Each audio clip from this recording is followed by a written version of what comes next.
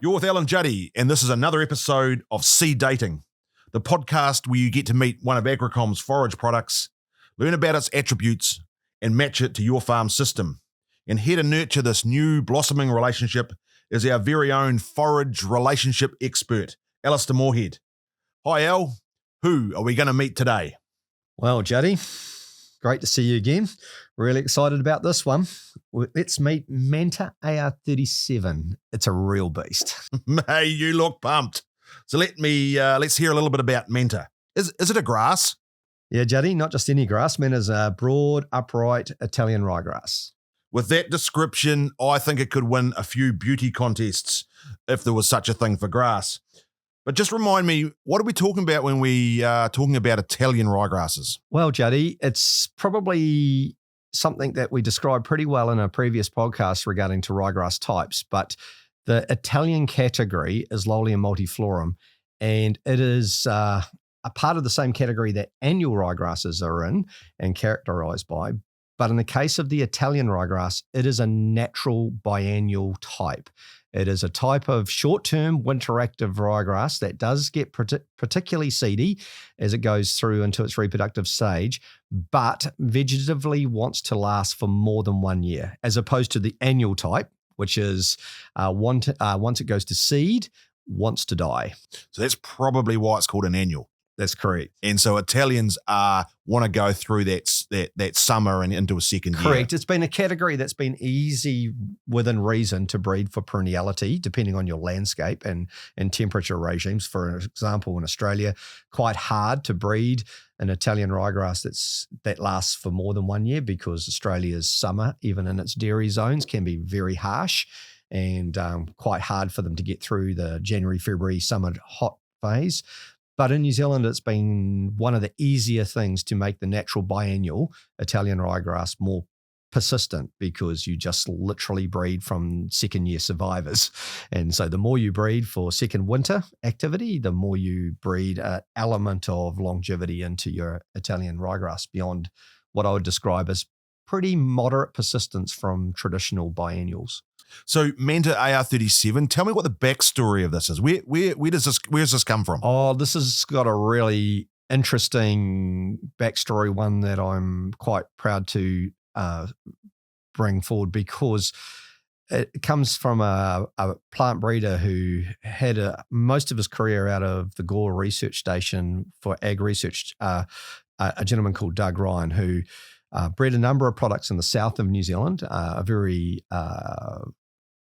what I'd describe as a traditional ryegrass environment where density was quite a big deal because soils were wet for large parts of the time and certain types of grass perform better in that landscape under that sort of management. For the last part of his career, I'd only be guessing, but probably greater than 10 years, he transferred into the Waikato, which couldn't be more further away from Gore. And the first thing Doug experienced was just how big a deal plant diseases were as you head into the hotter and more humid environments. So, for example, crown rust was quite a experience for him to see, the impact of genetics not traveling from the south to the north. Yeah, it's certainly those two environments are certainly very different. 100%. So, crown rust would be a really good example of something that you can't breed for in the south of New Zealand, but you can in the north of New Zealand, which is more subtropical in nature.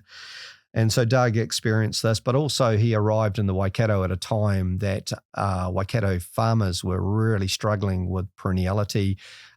Climate change has sort of impacted the north of New Zealand a lot earlier and faster than anywhere else, particularly in summer dry conditions, but also the rising nighttime temperatures and winter temperatures have elevated the consistent pest population in the north. So the multiple generations of pasture pests in New Zealand, as well as those hot, dry summer conditions, created a landscape where actually breeding was brilliant for separating things and discovering genetics. And what Doug did, and he did something really unique in the current commercial world, and it represents how long it takes to get a product from breeding to commerce. It's anywhere between 10 and 14 years. And Doug came up here with sets of genetics that were really, really good. Some of them had already had the identified AR37, which was a big deal for a natural biennial or an Italian. We've had a variety called Asset, which is a diploid Italian with AR37 since about 2008. But that was the first Italian to have a novel endophyte placed in it, and for insect protection and greater longevity. And so we're looking at and discussing Manta now, and Manta's that second generation. But with what Doug did, it was quite an interesting pathway to creating it. So he went into three of the more stressful landscapes with the Northland region of New Zealand, the central Waikato, and the Bay of Plenty regions of the upper North Island of New Zealand, which are quite challenging for survival. And he identified what's called ecotypes.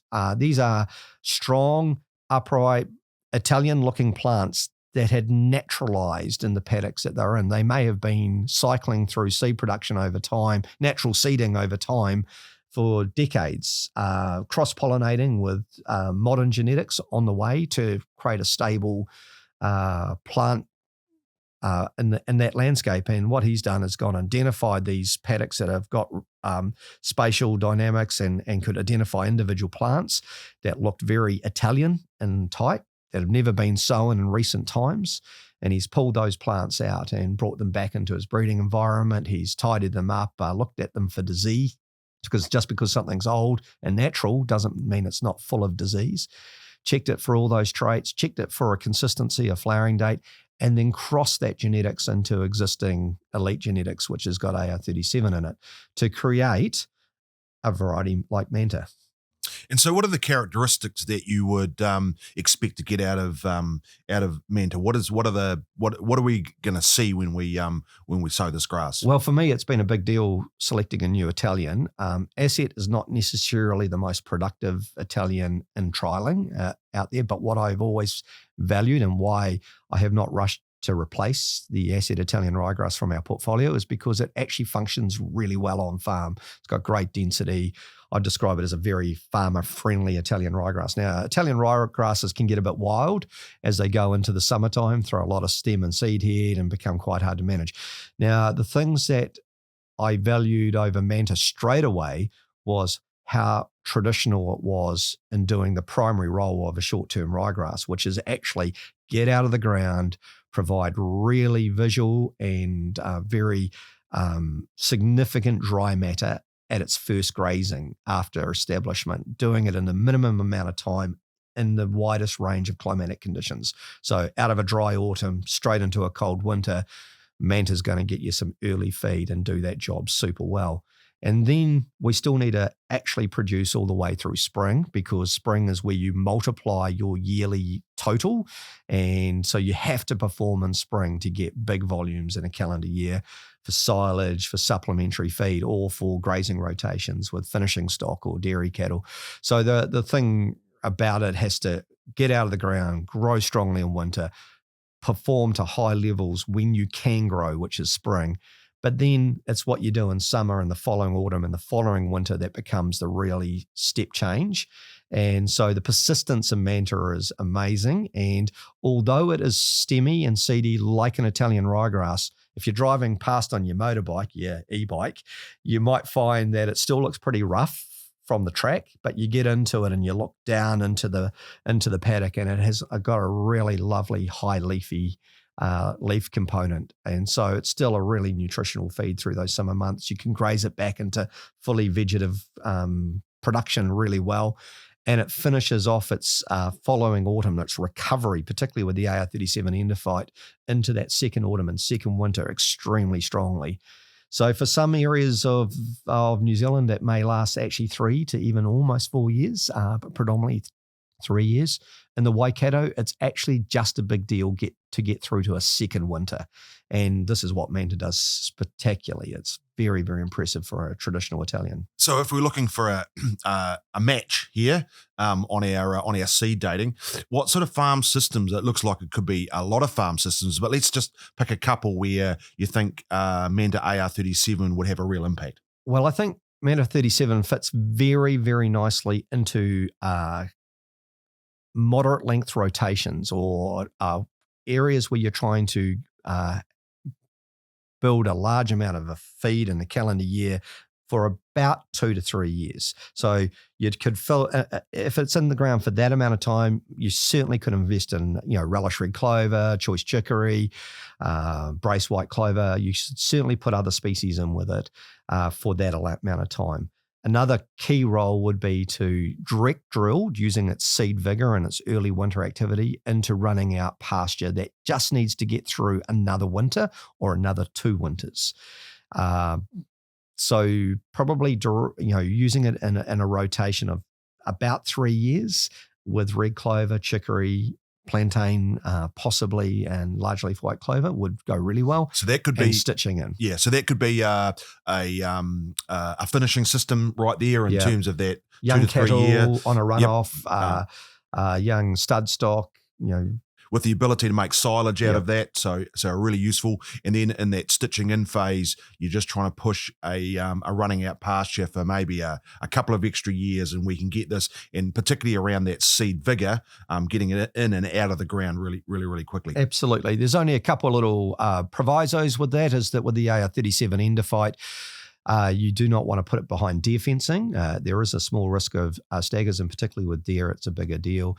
Lamb finishing, you'd want to be aware of that. But once again, the biggest issue we find with lambs with AR37 endophyte is, as long as you've got a mixture and there's a dilution factor, i.e. you fill it full of red clover or choice chicory, it should be right 9 times out of 10. But with deer, we definitely aim to use the low endophyte version behind a deer fence. Ding. Well, that looks like it signals the end of this particular seed dating episode. Just a bit of a quick wrap. We've got Manta AR37. This is a broadleaf Italian ryegrass. I think, Alistair, as you said, it's really noticeable in the paddock. We've got this Italian ryegrass, which has got this natural tolerance to some really challenging environments. And so this is something that can go far and wide, particularly when it's in that seeding phase. We're looking down into the pasture. We're seeing something that's really leafy. And I think, like all good Italians, this really fast starting ability is really critical. Well, today I've been identifying as a farmer that's looking for an undersowing option, so it's certainly on my list. So if you're really keen to unleash the beast on your farm, swipe right and go to Agricom's website for more information. You've been listening to another episode of Seed Dating with Alan Juddy. Look forward to catching you again soon.